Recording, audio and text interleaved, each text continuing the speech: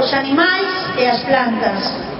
É indispensable para a vida e para o sostemento do planeta, polo que debe considerarse pública e universal. E debe cumprir, antes de nada, unha función social de alimento e de higiene. Neste sentido, toda normativa sobre as augas deberá prohibir que se privatice, se saque beneficio ou se especule con a auga.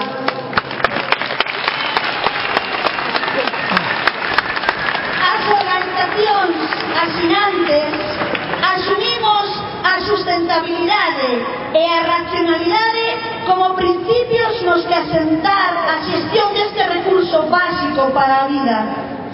Os gobernos deben garantir o suministro e a calidade da auga para o consumo e o uso responsable a toda a poboación, con independencia de si viven no rural ou en áreas urbanas ou do grado de dispersión do asentamento. Tamén deben garantir os gobernos auga suficiente e de calidade para os animais e para a agricultura labrega como actividade de produción de alimentos para a poboación.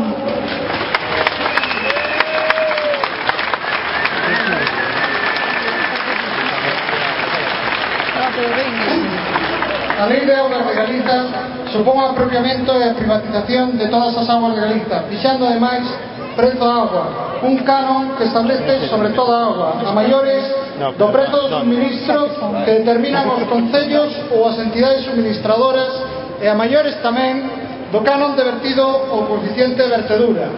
Até de agora pagamos polo suministro e a depuración cando se presta ese servizo. Con esta lei, a máis de pagar polo servizo, pagaremos polo ben. A auga pasa a ter un prezo. Todas as augas, sexan de suministro público ou dos veciños, da superficie ou do subsolo, nazan en finca pública ou privada, mesmo da chuva e a do mar, de aproveitarse, terán que pagar un prezo.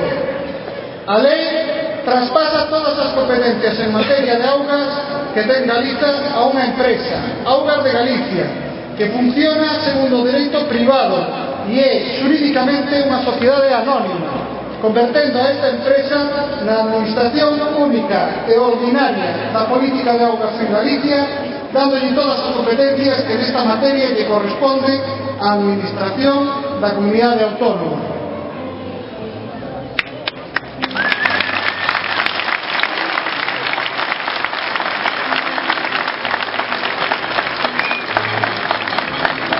A vista dos plans de ajustamento estructural de residuos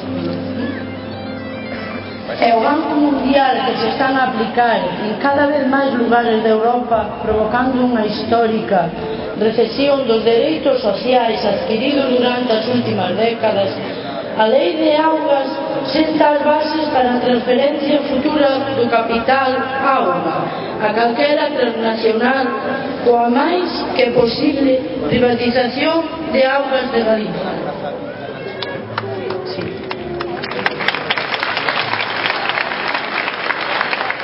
Limita a autonomía municipal, obrigando os concellos a actuar ao servicio da empresa Augas de Galicia, coa obriga de cobrar o canon, sometendo a planificación urbanística a seu ditame, supervisando a administración local nas competencias propias en materias de augas, quitando a potestade de dar permiso de obras cando se acometa a empresas Augas de Galicia.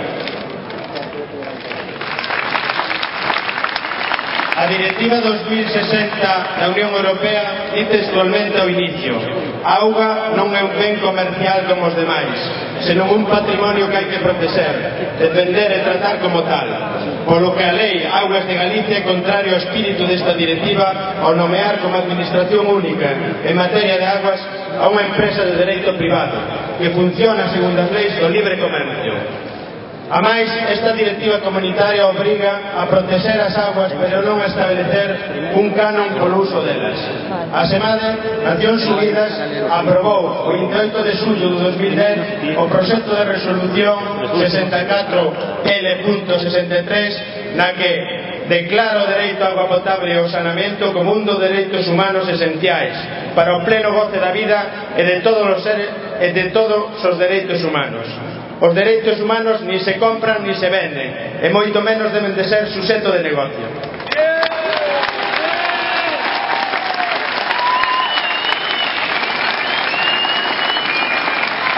E propoñemos: 1. A derogación da Lei de Augas de Galicia. 2. Que todas as augas de Galicia sexan consideradas na legislación un dereito fundamental para a vida das persoas, os animais e as plantas, un ben universal, social, de propiedade común e de xestión pública e participativa. 3. Que os gobernos e as institucións asuman a súa responsabilidade como factor contaminante e como planificador e transmisor de hábitos de vida e consumo pouco respetuosos co medio ambiente, e que establezan medidas correctoras, a construción de grandes infraestructuras, a acumulación de poboación en cidades, aos asfaltados masivos de grandes áreas urbanas, a promoción de industrias contaminantes, aos incentivos ao consumismo, a canalización de acuíferos, a contaminación por acumulación en entornos, a non separar as augas pluviais, etc.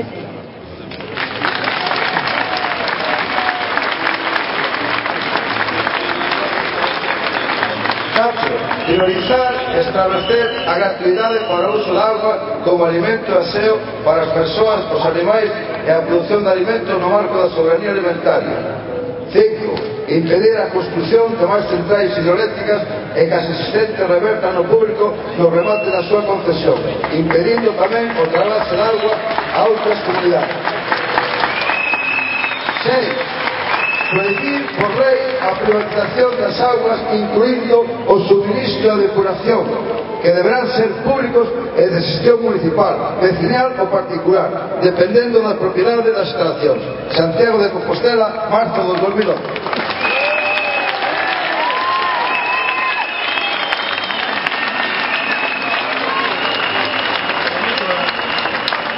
No, la privatización.